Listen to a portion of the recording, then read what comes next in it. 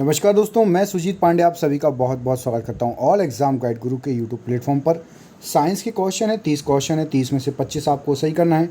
Target है आपका 25 का, ठीक है। ऐसा सोच के करिएगा कि यदि आपका अभी टेस्ट हो रहा है, अभी आप किसी एग्ज़ाम में बैठे हो और उसमें से 30 नंबर की साइंस आ गई है, तो आपसे कितने क्वेश्चन बन रहे हैं उस एग्ज़ाम में, ठीक है। एनटीपीसी दे रहे हो, चाहे आप एसएससी दे रहे हो, एसएससी, रेलवे, एसएससी, पीएससी, सब में साइंस आती है। तो ये समझिए कि 30 नंबर की साइंस आ गई है अब आपके पेपर में। अब आप क्या कर पाएंगे ये आपको देखना है। तो चलिए वीडियो को स्टार्ट करते हैं बिना देर के हुए। कोशिश करिएगा लास्ट में आप कमेंट करके बताइएगा कितने प्रश्न आपके सही गए हैं। पहला क्वेश्चन आपको स्क्रीन पर दिख रहा है, निम्नलिखित में से कौन सा हाइड्रोजन का आइसोटोप है। तो यहाँ पर आपका सब सही आंसर हो जाएगा उपरोक्त सभी। प्रोटियम, ड्यूटेरियम और ट्रिटियम, ये तीनों आपके हाइड्रोजन के आइसोटोप हैं। क्वेश्चन नंबर अगला देख लेते हैं आपकी स्क्रीन पर, ये रहा आपके सामने। फसल संयंत्र का कवक रोग निम्न में से कौन सा है, बताइए क्या हो जाएगा इस प्रश्न का आंसर। तो इस प्रश्न का सही आंसर है आपका कपास का विल्ट, ऑप्शन नंबर बी यहाँ पर सही आंसर हो जाएगा। फसल संयंत्र का कवक रोग निम्न में से कपास का विल्ट, ऑप्शन नंबर बी सही आंसर हो जाएगा। क्वेश्चन नंबर 3 देख लेते हैं, ये रहा आपकी स्क्रीन पर। आपको बताना है परमाणु विखंडन प्रक्रिया के दौरान उत्पन्न ऊर्जा का प्रयोग किया जाता है। क्या हो जाएगा इसका सही आंसर। क्वेश्चन नंबर 3 यहाँ पर सही आंसर है बिजली बनाने में इसका प्रयोग किया जाता है। परमाणु विखंडन प्रक्रिया के दौरान उत्पन्न ऊर्जा का बिजली बनाने में प्रयोग किया जाता है। क्वेश्चन नंबर 4 पर चलते हैं। ये क्वेश्चन थोड़े से टफ लग सकते हैं आपको, लेकिन सभी क्वेश्चन एग्जाम में आए हुए हैं। इनमें से कौन गैसों के प्रसरण का एक उदाहरण होगा, बताइए गैसों के प्रसरण का कौन सा उदाहरण है। तो यहाँ पर सही आंसर हो जाएगा आपका उपरोक्त सभी। खाने की जो आपको सुगंध आती है, अगरबत्ती के धुआं की खुशबू आती है, इत्र का महकना आता है, ये तीनों गैस के रूप में आपके जो है नाक में आती हैं, आपको स्मेल आती है गैसों के प्रसरण के थ्रू। क्वेश्चन नंबर 5 देख लेते हैं हम अगला क्वेश्चन, ये रहा आपके सामने।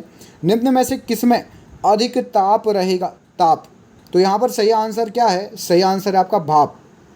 आपको पता है भाप में जो है गुप्त ऊष्मा रहती है, तो भाप जो है बहुत ज़्यादा आप भाप से जल सकते हैं और बहुत ज़्यादा ताप होता है।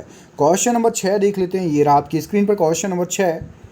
इनमें से कौन महामारी और स्थानिक, मतलब एपिडेमिक एंड पेंडेमिक, दोनों प्रकार की बीमारियां हैं, बताइए यहाँ पर क्या हो जाएगा सही आंसर। यहाँ पर सही आंसर हो जाएगा आपका ऑप्शन नंबर बी, हैजा।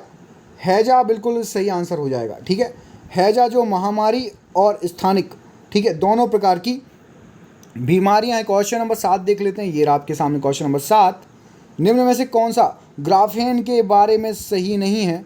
तो ग्राफेन के बारे में यहाँ पर क्या सही नहीं है पूछा है आपसे। तो कार्बन के एलोट्रोप, ये भी सही है। परमाणु जाली के रूप में, ये भी सही है। हनीकॉम स्ट्रक्चर है, ये भी सही है। केवल आपका ऑप्शन नंबर जो बी है, बी, वो जो है गलत हो जाएगा। अगला क्वेश्चन देखते हैं, क्वेश्चन नंबर 8। रेजिन क्या होता है। तो रेजिन क्या होता है, आपको 4 ऑप्शन दिए हैं। तो यहाँ पर सही आंसर हो जाएगा आपका एक मालवेयर है, मेलवेयर, ऑप्शन नंबर सी बिल्कुल राइट आंसर हो जाएगा रेजिन के बारे में। अगला क्वेश्चन देखते हैं, क्वेश्चन नंबर 9। लीफ हाई के लिए गलत कथन कौन सा है। तो यहाँ पर लीफ हाई के लिए गलत कथन कौन सा हो जाएगा। यहाँ पर जो आपका ऑप्शन नंबर बी है, यह एक वायर कनेक्शन है, ये गलत है। बाकी सभी चीज़ें सही हैं। Option number A, option number C, option number D. जो क्वेश्चन आपने पहली बार देखा है, आज से पहले कभी नहीं पढ़ा है, उसका स्क्रीनशॉट लेते जाइएगा। यदि आपको स्क्रीनशॉट लेना हो तो उससे आपको याद रहेगा, रिवीजन करने में मदद मिलेगी। या फिर वीडियो को 1 से 2 बार 2-3 दिन के अंदर कभी भी आके देख लेना। सबसे बड़ा अणु कौन सा है जो मानव तन का एक हिस्सा है। तो यहाँ पर गुणसूत्र आपका क्रोमोसोम आपका ऑप्शन नंबर ए, गुणसूत्र 1 जो है सबसे बड़ा अणु है, मानव तन का हिस्सा है, याद रखिएगा। क्वेश्चन नंबर 11 देख लेते हैं। पहले प्रकाश की गति को किसने मापा। तो पहले प्रकाश की गति को ऑप्शन नंबर बी लो ऑस रोमर साहब ने नापा। यदि आपको सिर्फ रोमर भी लिख के आए तो लगा देना, कई बार आधा नाम भी आ जाता है, मार्क रोमर, एडविन और ब्राहले, तो फिर आपको रोमर लगाना है, याद रखिएगा। अगला क्वेश्चन देख लेते हैं, ये रहा आपकी स्क्रीन पर क्वेश्चन नंबर 12, गिरगिट रंग क्यों बदलता है? क्या हो जाएगा सही आंसर? तो यहाँ पर सही आंसर हो जाएगा अपने शरीर का तापमान, टेम्परेचर मेंटेन करने के लिए। ऑप्शन नंबर बी, गर्मी प्रबंधन के लिए रंग बदलते हैं वो, याद रखिएगा, ठीक है। अगला क्वेश्चन देखो, क्वेश्चन नंबर 13, के इकाई को निम्नलिखित में से क्या मापने के लिए प्रयोग किया जाता है? तो सबको पता है के जो है स्टैंड करता है केल्विन के लिए। जैसे तापमान मापते हैं आपका सेल्सियस, केल्विन, ठीक है। आपको मुझे बताना है कितने डिग्री पर केल्विन और फ़ारेनहाइट, सेल्सियस पैमाना एक सा हो जाएगा। देखिए, केल्विन सेल्सियस में नापते हैं ताप को, केल्विन में नापते हैं और फ़ारेनहाइट पर नापते हैं, ठीक है।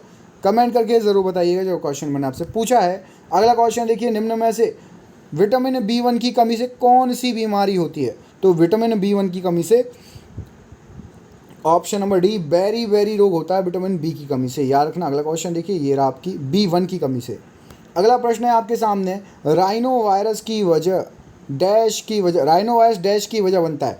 तो यदि राइनो वायरस शरीर में आपके है तो वो आम जुखाम, नॉर्मल जुखाम, आपको सर्दी जुखाम की वजह बनता है। अगला क्वेश्चन देखिए, क्वेश्चन नंबर नेक्स्ट 16, निम्न में से किसे स्टार क्वीन नेबुला के रूप में माना जाता है? तो यहाँ पर सही आंसर हो जाएगा आपका मेसियर 16, ठीक है, मेसियर 16, ऑप्शन नंबर ए यहाँ पर बिल्कुल सही आंसर हो जाएगा, स्टार क्वीन नेबुला के रूप में माना जाता है। क्वेश्चन नंबर 17, कितना कुल ऑक्सीजन रक्त शरीर में मस्तिष्क द्वारा इस्तेमाल किया जाता है, बताइए? तो 20% जो आपका ऑक्सीजन रक्त के द्वारा लिया जाता है, तो मस्तिष्क द्वारा 20% यूज़ किया जाता है। समझ में आया? 20% मस्तिष्क में, हाँ। इसलिए अपने फेफड़ों को भी अच्छा करो, दिमाग भी तंदुरुस्त होगा, शरीर भी अच्छा होगा। मानव शरीर में सबसे छोटी हड्डी कौन सी है?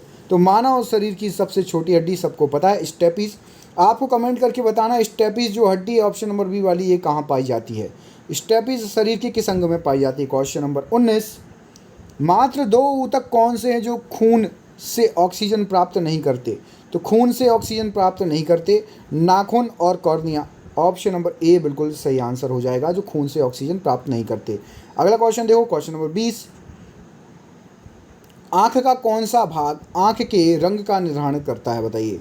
तो यहाँ पर सही आंसर क्या हो जाएगा आँख का? आपका ऑप्शन नंबर बी, आइरिस जो है वो आँख के रंग का निर्धारित करता है। क्वेश्चन नंबर 21, अब वो क्वेश्चन नंबर 1 डला हुआ देखिए नंबरिंग में, ठीक है, तो 21 है ये, तो हम क्वेश्चन नंबर 21 ही बोलेंगे। क्वेश्चन नंबर 21, कणों के नाम बताइए जो पदार्थ को बनाते हैं। तो यहाँ पर सही आंसर है परमाणु। परम अणु अर्थात परमाणु जो है आपके कण हैं जो कि पदार्थ को बनाते हैं। क्वेश्चन नंबर 22, पदार्थ के कणों में निम्नलिखित विशेषताएं जो हैं बताइए कौन कौन सी होती हैं? तो यहाँ पर सबको पता है, सरकारी ऑप्शन रहेगा, ऑप्शन नंबर डी। तीनों यहाँ पर सही आंसर हो जाएगी। वे लगातार स्थानांतरित होते हैं, वे एक दूसरे को आकर्षित करते हैं, वे बहुत छोटे होते हैं। तो सरकारी ऑप्शन है, उपरोक्त सभी दिखा वहाँ पे मार दिया करो। 90% चांसेस रहते, 10% गलत भी हो सकता है, याद रखना इस चीज़ को। निम्नलिखित में से कौन सा ठोस सॉलिड का गुण है? तो यहाँ पर जो ऑप्शन नंबर ए है संकुचित हो जाता है, नहीं संकुचित नहीं हो सकता। घनत्व कम होता है, नहीं भैया। इंटरमोलिक्यूल वजन कम होता है, बिल्कुल नहीं। यहाँ पर ऑप्शन नंबर बी, एक निश्चित आकार का होता है, सॉलिड, इसलिए इसको सॉलिड बोलते हैं, निश्चित आकार का। क्वेश्चन नंबर 24, शुष्कता के लिए वाष्पीकरण की तुलना में क्रिस्टलीकरण एक बेहतर तकनीक क्यों है, क्यों मानी गई है? तो यहाँ पर सही आंसर हो जाएगा आपका ऑप्शन नंबर बी, अशुद्धियाँ हट जाती हैं। इससे क्या होता है? अशुद्धियाँ हट जाती हैं, याद रखिएगा। देखो यहाँ पर मैंने बोला था ना, हर जगह उपरोक्त सभी आंसर नहीं होता, यहाँ पर भी उपरोक्त सभी दिया है, लेकिन यहाँ पर ऑप्शन नंबर बी केवल सही है। किस तंत्र द्वारा एक अमिश्रणीय तरल का मिश्रण अलग किया जाता है? तो क्या हो जाएगा सही आंसर? तो कीप या फनल के जरिए अलग, keep, separating funnel, option number D. अगला क्वेश्चन देखिए, क्वेश्चन नंबर 26, वह प्रक्रिया जिसमें तरल को वाष्प अवस्था में परिवर्तित करने के लिए ताप की आवश्यकता पड़ती है। तो सही आंसर है वह प्रक्रिया आपकी वाष्पीकारक की अव्यक्त गर्मी, ऑप्शन नंबर बी यहाँ पर बिल्कुल सही आंसर हो जाएगा। अगला क्वेश्चन देखते हैं, क्वेश्चन नंबर 27। क्वेश्चन नंबर 27 में पूछा गया है, निम्न में से कौन सा सी प्रसार मतलब डिफ्यूज़न की अवस्था है? तो डिफ्यूज़न की अवस्था ऑप्शन नंबर डी, यहाँ पर उपरोक्त सभी यहाँ वाला सही है। तरल पदार्थ का धीमा, गैसों का सबसे तेज, कणों की गति के आधार पर डिफ्यूज़न कहलाता है। उपरोक्त सभी बिल्कुल सही आंसर हो जाएगा। अगला क्वेश्चन देखिए, क्वेश्चन नंबर 28। यहाँ पर पूछा गया किस तकनीक से समुद्र के पानी में से नमक प्राप्त होता है? तो किस तकनीक से प्राप्त होता है? ऑप्शन नंबर सी, वाष्पीकरण। ठीक है, एवोपोरेशन बिल्कुल सही आंसर हो जाएगा। 2 क्वेश्चन और बचे, फिर बताइएगा 30 में से कितने सही गए, ज़रूर बताना। ठीक है, कोई शर्म संकोच की बात नहीं है, अभी गलत भी हो रहे हैं तो एग्जाम में सही होने चाहिए। ठीक है, तकनीक का नाम बताएं जो 2 या 2 से अधिक घुलनशील ठोस को अलग करने के लिए इस्तेमाल होती है, जो बहुत ही कम मात्रा में घोल में मौजूद होती है। तो उसको बोलते हैं भैया chromatography, option number C, option number D माफ़ कीजिएगा, ऑप्शन नंबर डी क्रोमेटोग्राफी। ठीक है, घुलनशील ठोस को अलग करना। और ये आपका आखिरी प्रश्न आज का, तरल पदार्थ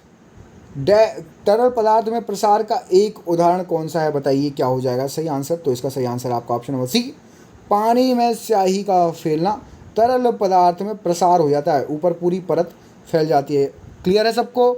30 क्वेश्चन हो गए, कितने सही गए कमेंट करके बताओ। आपके लिए एक सरप्राइज क्वेश्चन दे देता हूँ, ये लो, इसका आंसर दे दो।